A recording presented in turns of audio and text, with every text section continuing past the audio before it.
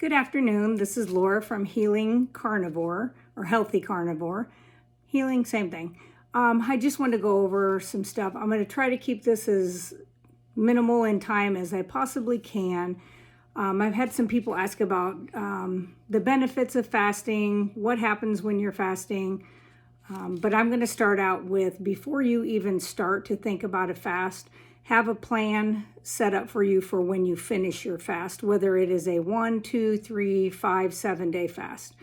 If this is your first time fasting, I recommend doing a 24-hour and then wait a few days and then try to do it again. It's a muscle that you need to build up. I wouldn't try to just jump into a 3 or 5-day fast if you've never done it before. The first several times you do it, you want to break your fast with something very easy to digest, such as eggs, bone broth, bulletproof coffee. I wouldn't go too heavy on the bulletproof part because it will evacuate very quick. So just know that you need to plan for this. I also try to use up all the meat that I have cooked up for the week. I try to do it once I'm done with all of that. And then I usually make bone broth my first day of my fast and jar it up and put it in the fridge. That way it's ready for me if I do a 5-day. If I do a 3-day, I've been doing this for over 5 years where I fasted. I can actually fast by eating a steak. Now, I will tell you, I tried that probably the second or third time I did a fast, and it did not work out very well. So things to know about fasting. I fast when I feel like I'm coming down with something and have yet to come down with anything. In over 3 years, I have not had strep. I haven't had any of those things that I had. And I did get it a lot during COVID because of wearing the mask, because you were rebreathing in your own crud. And I am a staph or a strep carrier. And so I just kept getting it continually over everything else. So not a fan.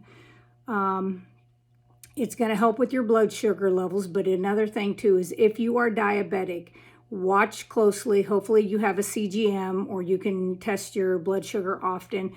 You want to be careful because you will have to monitor the amount of insulin. And you can speak with your endocrinologist, your doctor, whoever you see, and let them know that you want to integrate some fasting and have them walk through with you how to lower the doses of your insulin because you do not want to bottom yourself out. This is very doable for anybody, no matter what disease process you have. You can do this.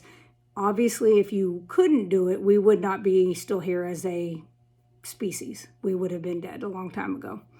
So I'm going to go through the stages. Stage 1 is basically your 8 to 12 hours. That's where you begin to stabilize your blood sugar. You will notice after 8 hours, the blood sugar will start to drop a little. I would say, like, my blood sugar runs extremely low now, like 50s, 60s at the highest. And that's normal for me. Like, I can run 15 miles on my treadmill, have a blood sugar of 55, and when I get off of it, I have a blood sugar of 54. Diabetics, that would be different. You're not used to that. That's not your norm. So you, like I said, please watch this. Stable blood sugars are very important, especially when you've done it by going without food. Your glucose is going to start to dip. You will experience things like hunger, fatigue, food cravings, trouble concentrating, and that is absolutely true. You will have that. I suggest trying to stay busy during that time or utilize your sleeping window for that. I do think that seems to help, is to quit eating earlier in the daytime, like 1 o'clock, and let that be a lot of your fasting through your sleeping period. If you can get over those symptoms, which, like I said, they're a little tough, and don't beat yourself up if the first few times you just can't get past that hurdle. Sometimes it's all right here. It's really not the stomach. It is in the brain. It's just something we're hardwired, unfortunately. So by the time you get through your 12 hours, you will begin to tap into your glycogen stores. And then your blood sugars will actually start to come back up again and stabilize a little bit more. you will notice that you're going to be starting to switch into what they call ketosis, and that is just where you're burning ketones, you're burning the fat, turning the fat into ketones, and using that as your energy source. That energy source is wonderful for the heart, the muscle, and the brain. It just works. It's just a cleaner energy, I guess is how you should say. Let's see. Another thing that short-term fasting, and like I said, that's at 8 to 12 hours. Short-term fasting, if you could do that, 5 days a week and then take the weekends off and eat your 2 meal or 3 meals a day, it has been shown that it does lower blood pressure and insulin. It increases insulin sensitivity, which is extremely important. Let's see. Stage 2 of fasting is your 12 to 18 hours, which is what I do most of the time now. Sometimes I do 24. There's several days that I will just eat one meal a day. I just kind of listen to my body. I really try not to very often set myself up anymore of you have to do 5 days. I can do 7 days. I've done it a couple times, more than a couple times, but I just don't feel like I need to do that often anymore. I'm kind of at a healthy weight for myself. And like I said, unless I feel like I'm starting to get like a sinus infection, ear infection, something like that, I don't do that anymore. So sorry, I have a male cat who's being loud. Anyway, after 16 to 18 hours of fasting, you should be in what they call full ketosis. Your liver really starts to turn the fat stores, into ketone bodies at that point. That stage of fasting, like I said, if you can do this is probably my favorite one of all of the levels of fasting, is that 12 to 18 hours. And 18 is always going to be what I hit. 16 is fine. Appetite suppression is one, and it really does happen. You're like, oh, I'm not even hungry anymore. And like I said, I utilize my sleep for, 8-9 hours of that time. Of course, you're not going to sleep for 9, because if you are carnivore, you don't require as much sleep, and your body will tell you. Paradoxically, fasting will begin to get easier as you fast for a longer time, especially after the first stage of fasting. Your appetite really decreases. Another thing with stage 2 fasting is if you want to lose weight, this is when it's going to kick into eating those fat stores. And this is not totally about fat and weight loss. I mean, that's part of it, but you need to get healthy. But part of the way of detoxing and getting rid of all of the sludge, I call it, that is stuck in the body, it's stuck in the fat cells. A lot of it is from the carbs. Sugars, carbs, whether that be vegetable, fruit, or the horrible stuff bought at the store, it doesn't matter. It kind of gets stuck in there. And so when you break those down, that's when you kind of notice you don't feel so hot, and you're just getting rid of all of that. And it is a process to go through, but it will get there. I promise you will get there. And I always say either download a fasting app, and they have free ones. Life, I think, is one Robin talked about the other day. Zero is another one. There's a carnivore, fasting and carnivore, I think Rhonda was talking about, that are out there right now. The other thing is get a buddy. If you don't have somebody who understands fasting or does fasting, all you have to do is reach out to me. And if you want to fast for 1, 2, 3 days, you let me know and we'll do it together.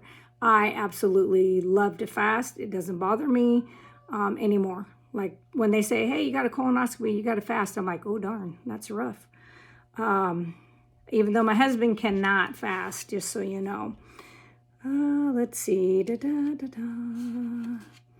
Some people drink, this says that, I went through and looked up some different studies on this, and it says that you have to be careful drinking green tea and coffee at this time because it decreases some of your hormones. So that's something I'd be mindful of too. Just make sure, if you can, try to do water, get you a good Redmond salt or Celtic salt, something that's quality salt without plastics. The other thing you're going to see in 16 to 18 hours of fasting is what they call brain-derived neurotropic factor. So if you've ever seen those neurotropic coffees and stuff like that they give you, or they don't give you, they sell you for extremely expensive, lots of money. All of those things, ketones and neurotropic copy and all these things and fat boost, you don't even have to buy. You absolutely can do it for free. Nothing. Costs you nothing. So I always, I fell in that rabbit hole and did some of those for a time. But they all had sweeteners, they all had other things, and I don't need the caffeine. I'm hyperactive as it is. So brain-derived neurotropic factor is a protein that in the brain that is protective. It protects your existing brain cells. It encourages the growth of new pathways, and it enhances learning. Supposed to boost mood, which I would agree it does. You'll be much happier at that 18 hour than you were at the 10, 12 hour if you're doing that during waking time. Let's see, stage 3 fasting. Stage 3 is your 24 hours. So that'd be your OMAD, your 1 meal a day. If you eat at 3 in the afternoon and you don't eat again till the next day, 3 in the afternoon, you've made your 24 hour fast. That's where autophagy and anti-aging comes in. The first full day, the body goes into repair mode. It begins recycling old and damaged cells, reduces inflammation, and you will urinate. If you're looking for anti-aging or anti-inflammatory benefits, a 24-hour fast is more than likely going to help you with that. Autophagy is when your body is under mild stress, such as exercise or extended fasting. Your cells respawn, becoming more efficient. Isn't that smart? Our brain and our cells are so smart. They know how to protect themselves. One thing they do is turn on autophagy. The term is Greek for self-eating, and that's exactly what happens. During autophagy, your cells check all their internal components. If they find anything that's old, damaged, functioning poorly, they replace them with shiny new versions. The old parts are either recycled into new materials or they are destroyed. And as I said, you will urinate a lot during this. So be gone the bad cells is what I say. Fasting triggered autophagy in the brain. This is very important. It has been shown that in the brain, this is clearing out misfolded proteins. So if you study the brain and you know that the proteins are in there, if they get folded and then they build on top of each other and build on top of each other, that becomes those plaques, which is what they see in Alzheimer's dementia. So I say, I want to prevent that. I don't have it in my family, but we have a bad food supply and breathing and everything else. Air quality is crap. So I want to still prevent it. So this is one thing I do. Autophagy is something that we do anyway in our body. It's just we do it at a higher level during a fast. But with that, as we get older, it decreases the amount of autophagy that happens. Fasting may be able to combat age-related decline, keeping you biologically younger. Look up the word telomeres, because fasting, especially somebody who does this, it doesn't mean every single day, but let's say you do it 3 times a week. Look up what fasting does for your telomeres. It's pretty interesting. Fasting reduces body-wide inflammation via autophagy. Stage 4, this is always my hard spot. So I can do, that first 2 phases, third, pretty well, up to about 30 hours. About 36 to 48 is what they call stage 4 fasting. That seems to be when I, myself personally, will be like, ooh, I really need something. Am I hungry? And I'm not, but my brain tells me that I am. So that's always hard for me. Once I get into that 48 hour, then it's home free. But that's always where my sticking point is, and I have to be diligent to push myself through. This is the growth hormone in recovery. Stage 4, you're leaving intermittent fasting territory and you're entering longer fast. As you undertake multiple days of fasting, your growth hormone begins to shift, which provides you with a new set of benefits such as muscle growth and repair. when I said I had done several 7-day fasts, I did it before and after a major surgery that was 7.5 hours. I had an Achilles rupture that was 3/4 of the way through when I was 50. Yes, because I'll be 53. So yes, I was 50. Deer hunting, dragging out my own deer, being bullheaded, not wanting to wait for other people. Go figure. And tore that. And I truly believe that the way I eat, I did bone broth at the end of this, but that fasting I really believe helped, because I tore that on November 19th of that deer season. It was the first day of our shotgun season, and I shot 2 deer that day. I was really being a game hog. Drug it out, went to the doctor the following day, went back, saw him on Monday, put me in a boot. I told him how I eat and that I wanted to try to do this without any medications. So I took no anti-inflammatories, no pain meds, nothing. And I'm not saying you don't, if you need them, you do it. I just chose not to do that. And he's from Canada. He was trained in Canada, and he was like, "You fast, huh?" And I was like, "Yeah, and I do my own bone broth, and I told him everything. And he goes, "Well," he goes, "you might heal really, really fast." He said he had actually been on, I don't even remember, it's some show on TV where they do like obstacle course. I don't remember what it was, but anyway, he did that and he tore his Achilles on that show. And he eats this way now. And he said he started to integrate that when he had that injury, and he did heal fast. So November 19th, and by December 24th, I was back on my favorite piece of equipment I've ever owned, which is my treadmill. I wasn't running, I was only walking at about a 3 or a 4. And my normal walk is at a 6, and my normal run is at a 10. If I'm going to be running, because I sprint, which I think I got back up to sprinting by January, the end of January, I think. So I do think this had something to do with it. Like they say, the growth hormones and all that. Let's see. There was a study of healthy adults that found 48-hour fasting increased human growth hormone secretion by up to 400%, which means you don't need a HCG or HGH injection. That's kind of nice. It also increases the frequency of growth hormone bursts throughout the day. HGH increases muscle mass and stimulates faster muscle repair, which we knew that. It seems counterintuitive, but going without food for 2 days actually will help you build muscle, not take away muscle. I know everybody's always like, "Oh, you're going to fast and you're going to lose your muscles." I can promise you, I don't believe that to be true. I'm sure if you did a crazy amount of fasting days in a row, that might be so. But as long as you have fat stores, I truly don't believe the body's going to go, "I'm going to go after the harder thing to break down, which is the protein," versus busting into the fat cells. I don't believe our body's that stupid. There again, I don't think we would have survived. So the last stage is 5, and that is 72 plus hours. So this is when stem cell and immune function is increased. And this is after your first or your full 3rd day without food. 72 hour is it is serious undertaking for you to do. They definitely recommend, and I do too, water. I'm not a big fan on the electrolytes that they sell. If you have them, use them, but I would do the ones that are raw. I wouldn't do ones that have sweetener.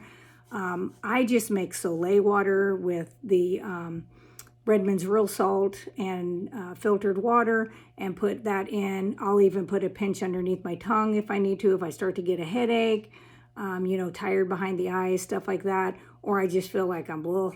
And my blood pressure runs very, very low. I'm never above 90 over 58 ever. So when I fast, I drop even lower. So I really have to be mindful and keep that up. But it is a possibility. And in the beginning, I did this. I took sodium, potassium, and magnesium. I took magnesium glycinate. I took potassium 99 milligrams.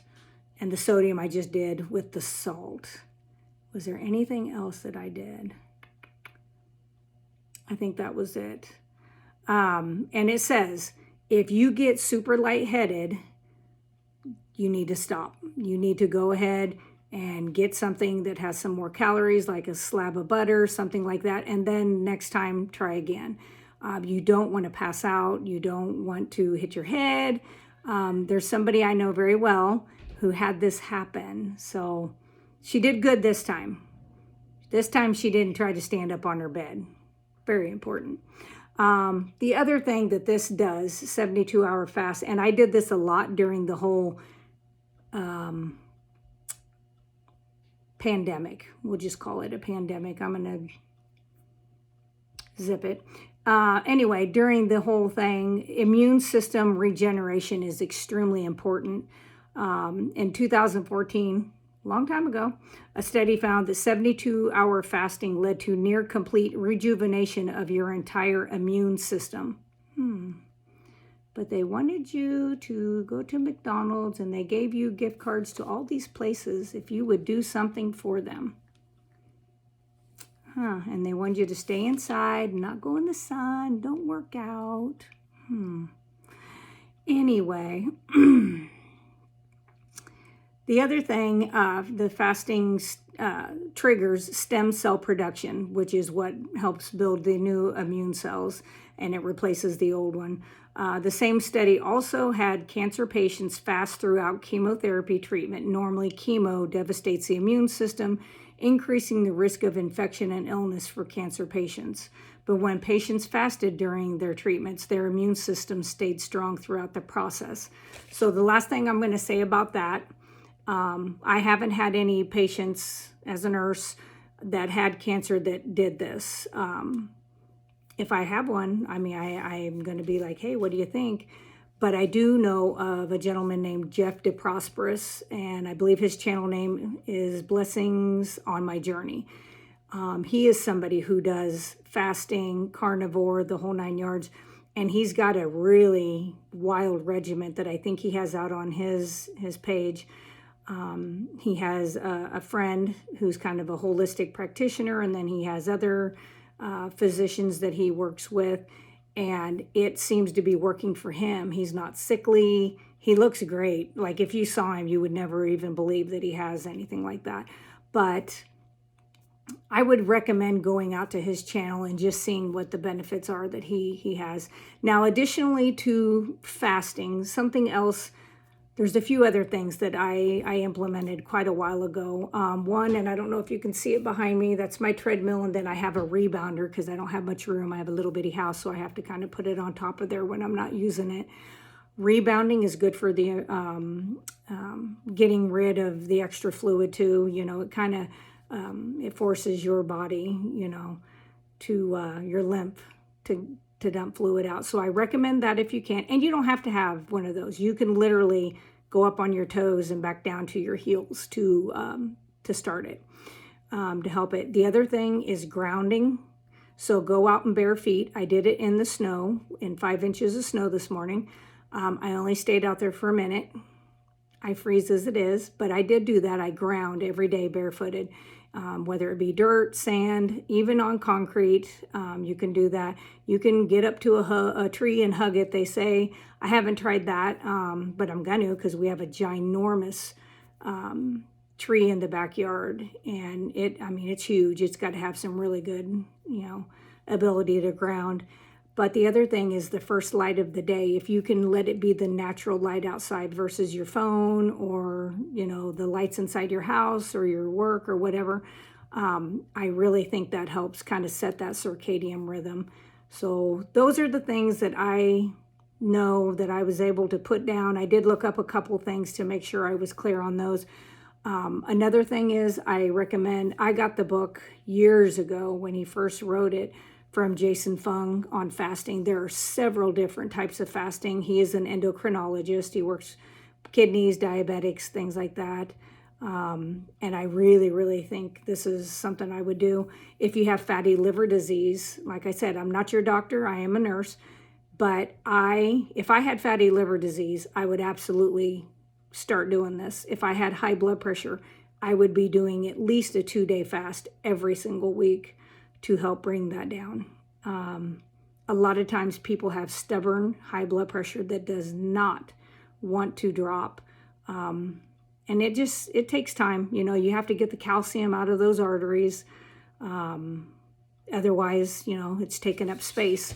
Anybody that can show me that it is cholesterol that blocks your arteries, I'd love to see that. Because yes, there is always a little bit of triglyceride that goes to an injured vessel. That's how the immune system starts to work. It's a skim. The rest of it is the calcium that goes there. And that's because once there's an injury, a lot of those cells of the vessel turn into bone-like substance, and it kind of builds and wants more calcium to come into it, which is why you build calcium in there. Look up a CAC score and just kind of dive into that to see what that stands for. Because, you know, I truly believe that if it was big globs of cholesterol blocking our arteries, then I think the testing for that would probably have cholesterol in the name instead of calcium. I don't know. Call me funny. Anyway, I'm going to leave you guys with that. If you have any questions about anything, if you think I'm totally full of crap, you can let me know that too. Like I said, did keto 28 years, have done carnivore well over 4 now, and over 10 months on Lion. And I'm feeling good. I mean, I'm going to be 53, and I definitely feel better now than I did probably 10 years into keto, you know, but after about 25, 26 years of keto, I started to decline again. And I think it was partly because that's when all the keto snacks and keto treats and, you know, try to make something taste exactly like what the bad food did, came around. Before that, where it was just a clean keto, I did okay. I don't like vegetables. I'm never going to eat another vegetable again in my life. I'm never going to eat another fruit in my life because I don't need them. So I choose not to. If you're somebody who can, you know, my husband can. Does not bother him. Does not bother him. So hopefully that's good information for you. If you like this, please like it, subscribe, share. If you have any questions, you know, reach out. You can put them in the comments if you want to keep private comments.